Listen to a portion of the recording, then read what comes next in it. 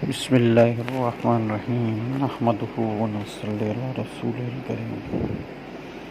دوستو بزرگوں، ہمارا جو سیرت کا موضوع چل رہا تھا تو ہم وہاں پہ پہنچے تھے کہ غزوہ بنو مستقر تو اس غزوے میں کیا اس کا سردار تھا، اس کا نام تھا حارث بن زرار۔ تو یہ بہت بڑا لشکر تھا اور اس کا سردار بھی بہت ہی بڑا تھا، اور جب اس نے دیکھا، اس نے باتیں سنی کہ مسلمان کبھی اس پر حملہ کرتے ہیں کبھی اس پر حملہ کرتے ہیں، حالانکہ مسلمان تو کسی پر ناحق حملہ نہیں کرتے، کیونکہ سب نے نبی پاک صلی اللہ علیہ وسلم سے دو معاہدہ توڑا تھا، اسی لیے کی وجہ سے نبی پاک صلی اللہ علیہ وسلم نے سب کو حملے کرنے پر کہا تھا، کیونکہ یہ سارے مدینے پر چڑھائی کے لیے آئے تھے، اسی لیے حضور اکرم صلی اللہ علیہ وسلم جہاد کیا۔ پر یہ فرساد اور جہاد میں تو وہ لوگ تو فرق نہیں سمجھتے جو غیر مسلم تھے، تو اس نے کیا کہ تیاری کرنے کے لیے اپنا لشکر کو تیار کیا۔ حضور اکرم صلی اللہ علیہ وسلم کو یہ بات پتہ چل گئی، تو حضور اکرم صلی اللہ علیہ وسلم نے فرمایا کہ نہیں، یہ کیسے مدینے پر حملہ کریں گے، ہم لشکر بنا کے سب سے پہلے ہم جا کے اس پر حملہ کرتے ہیں۔ پھر نبی پاک صلی اللہ علیہ وسلم نے بھی لشکر بنایا، تو آپ صلی اللہ علیہ وسلم گئے اور ان کے پاس اور ان سے حملہ ہوا، اور حتیٰ کہ اتنا بڑا لشکر تھا کہ نبی پاک صلی اللہ علیہ وسلم خود بھی آپ صلی اللہ علیہ وسلم اس میں جنگ کے لیے گئے، اسی لیے اس کا نام غزوہ بنو مستقر نام پڑا گیا۔ تو اللہ جل شانہ نے اس جنگ میں فتح مسلمانوں کو دی، اور فتح بھی ایسے دی کہ ان کا سردار جو تھا حارث بن زرار، وہ پہلے ہی جیسے مسلمان آئے حملہ ہوا تو وہ پہلے ہی اس کے ساتھ مر گیا، اور اس کے ساتھ 10 آدمی ایسے جو بالکل جنگجو ان کے تھے وہ بھی مر گئے، اور پرچم بھی گر گیا۔ جب یہ سارے باقی لوگوں نے دیکھا تو باقی لوگ پھر سارے ڈر گئے، اور پھر سب لوگوں نے جو ہے وہ مسلمانوں میں قید ہو گئے، اور مسلمانوں کو وہ جنگ فتح ہوگی۔ حارث ابن زید کی حارث ابن زرار کی بیٹی تھی بی بی جویریہ، پھر نبی پاک صلی اللہ علیہ وسلم نے اس کو آزاد کیا، پھر آپ علیہ الصلوۃ والسلام نے اس کے ساتھ نکاح کیا، اور یہ بی بی جویریہ جو ہیں اتنی شان والی ہیں، حضرت عائشہ صدیقہ رضی اللہ تعالیٰ عنہ فرماتی ہیں کہ میں نے بی بی جویریہ سے بڑی شان والی نہیں دیکھی کوئی، کیونکہ جب بی بی جویریہ نے نبی پاک صلی اللہ علیہ وسلم سے شادی کی تو صحابہ کے پاس جتنے بھی ان کے خاندان کے لوگ پکڑے ہوئے تھے، صحابہ نے بھائی یہ تو ابھی ہم ان کو کیسے اپنے پاس رکھ سکتے ہیں، سب صحابہ نے ان کو آزاد کیا۔ تو بی بی عائشہ رضی اللہ تعالیٰ عنہ فرماتی ہیں کہ میں نے بی بی جویریہ سے اوپر شان والی کوئی عورت نہیں دیکھی، کیونکہ جس کی وجہ سے پورے قبیلے کو عزت ملی۔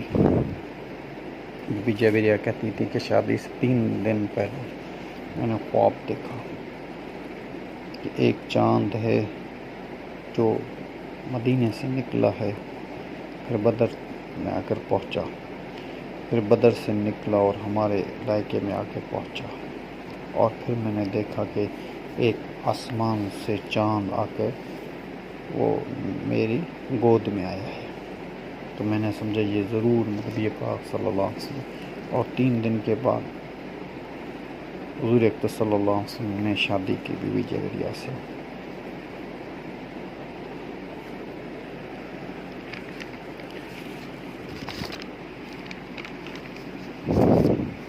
اور بی بی عائشہ رضی اللہ تعالی عنہ بھی اپنا خواب بتاتی ہیں کہ ایک چاند آیا جو میرے گھر میں آ کے غائب ہو گیا، پھر دوسرا چاند آیا جو میرے گھر میں آ کے غائب ہو گیا، پھر تیسرا چاند آیا جو میرے گھر میں آ کے غائب ہو گیا۔ پھر حضرت ابو بکر صدیق رضی اللہ تعالیٰ عنہ سے اس کی تعبیر پوچھی، کیونکہ نبی پاک صلی اللہ علیہ وسلم بھی تعبیر بتاتے تھے خوابوں کی، اور حضرت ابو بکر صدیق رضی اللہ تعالیٰ عنہ بھی بڑے ماہر تھے تعبیرات میں۔ تو کبھی نبی پاک صلی اللہ علیہ وسلم خود بتاتے، کبھی حضرت ابو بکر کو کہتے تم بتاؤ اس کی تعبیر۔ تو حضرت ابو بکر صدیق رضی اللہ تعالیٰ عنہ سن کے چپ ہو گئے۔ پہلا چاند آیا اور نبی پاک پہلا چاند آیا، پھر وہ آ کر غائب ہو گیا، پھر دوسرا چاند آیا، پھر وہ غائب ہو گیا، پھر تیسرا چاند آیا، پھر وہ غائب ہو گیا۔ تو وہ چپ ہو گئے۔ جب نبی پاک صلی اللہ علیہ وسلم کا وصال ہوا تو حضرت ابو بکر صدیق رضی اللہ تعالیٰ عنہ بی بی عائشہ سے فرمایا یہ پہلا چاند آ گیا تمہارے گھر میں۔ پھر ابو بکر صدیق کی وفات ہوئی، پھر حضرت عمر کی شہادت ہوئی، پھر وہ بھی وہاں پہ دفن، تینوں چاند وہاں پہ دفن ہوئے۔ تو جہاں پہ جب وہ آپ علیہ الصلوۃ والسلام واپس آ رہے تھے اس جنگ سے، تو جہاں پہ بھی پڑاؤ ہوتا تھا تو وہاں پہ وہ کوشش کرتے تھے کہ سب سے پہلے جو پانی ہے وہ نبی پاک صلی اللہ علیہ وسلم کے لیے نکال کے وہاں سے پانی چشمے کا وہ بھیج دیتے، نبی پاک صلی اللہ علیہ وسلم نوش فرماتے۔ حضرت عمر کا غلام تھا جاجا، حضرت عمر کا غلام تھا جاجا، تو وہ بھی فوراً وہاں پہ آ کے پہنچا، اس نے کہا ہٹو مجھے پانی پینا ہے۔ ایک آدمی ہے انصاری جس کا نام ہے سنان، یہ انصاری یہ بھی پہنچ گیا، تو دونوں کے آپس میں تھوڑی سی انبن ہو گئی۔ جاجا نے کیا کیا، سنان کو ایک لکڑی ماری جیسے، تو سنان نے اپنے یا اہل الانصار، اے انصار کہاں ہو، جلدی آ جاؤ مجھے جاجا نے مارا ہے۔ اور وہاں سے جاجا نے جو ہے وہ ہجرت والوں کو بلا لیا، مہاجرین کو بلا لیا، دونوں طرف سے تلواریں نکل گئی، کیونکہ عرب جو تھے، عرب یہ بہت سخت قوم، غیرت والی قوم، سخت قوم۔ آپ علیہ الصلوۃ والسلام سے پہلے ایک واقعہ آتا ہے مکے والے میں، کہ ایک آدمی تھا، دو آدمی تھے بڑے سردار تھے، ان دونوں کے بڑے بڑے باغ تھے۔ ایک چڑیا آئی ایک کے باغ میں سے بیٹھی، وہاں سے اٹھ کے دوسرے کے باغ گئی، تو اس پر کہ یہ چڑیا اس باغ سے اٹھ کے ہم میرے باغ پہ کیوں آ گئی، جنگ شروع ہو گئی، 300 آدمی اس میں قتل ہو گئے، 300 آدمی صرف ایک ان کی وجہ سے۔ تو یہ بڑے غیرت مند لوگ تھے، فوراً وہاں سے تلواریں نکل گئی، یہاں سے بھی نکل گئی۔ پھر نبی پاک صلی اللہ علیہ وسلم نے فرمایا، آپ علیہ الصلوۃ والسلام فوراً پہنچ گئے، اور آپ علیہ الصلوۃ والسلام نے فرمایا کہ جب اسلام آیا ہے تو یہ قومیت کے نعرے، یہ قومیت کی سب چیزیں ختم۔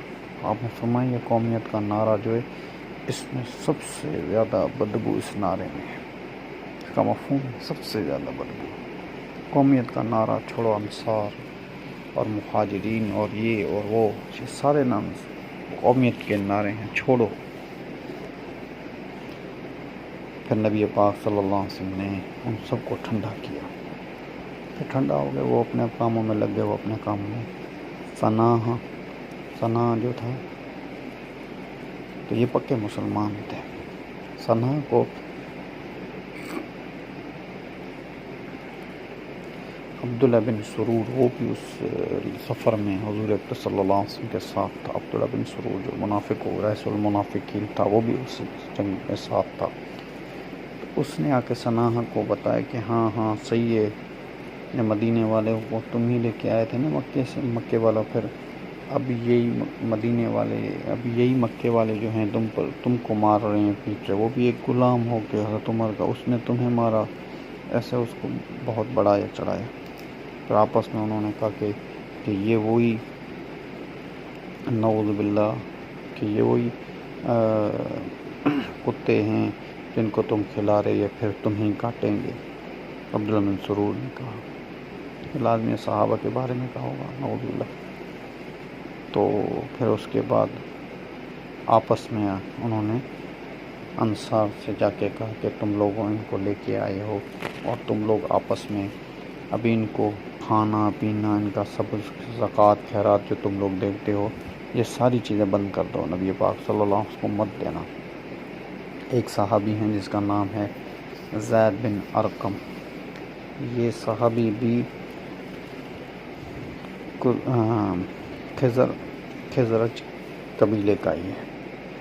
کہ مکے میں دو بڑی قومیں رہتے ہیں. خزرج جو تھا اوس خزرج قبیلے کا تھا. وہ فوراً گیا اور اس نے کہ نبی پاک صلی اللہ علیہ وسلم کو جا کے ساری باتیں بتائیں. تو حضور اقدس صلی اللہ علیہ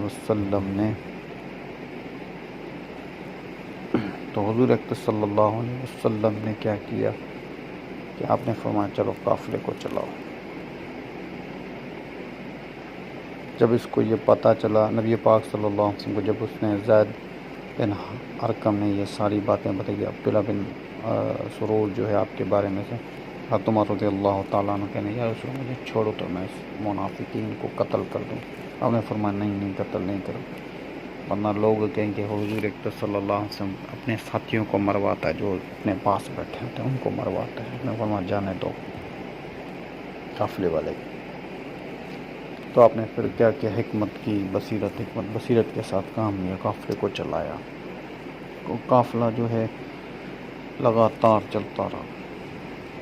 نہ رات دیکھتا نہ دن دیکھتا لگا. کیونکہ قافلے ایسے ہوتے تھے صبح کے ٹائم چلتے تھے دوپہر کے ٹائم رک جاتے تھے پھر شام کے ٹائم چلتے تھے اور پھر رات کے ٹائم رک جاتے. پر یہ صرف نماز کے ٹائم پہ رکتے تھے. پھر ویسے چلتے تاکہ ان سے یہ بات جو ہے وہ گرما گرمی والی بات وہ نکل جائے. آپ علیہ الصلوۃ والسلام نے ان کو چلا. تو جیسے مدینے پہنچے تو زندگی رہے گی تو بات چلتی رہے گی. وما علینا الا البلاغ.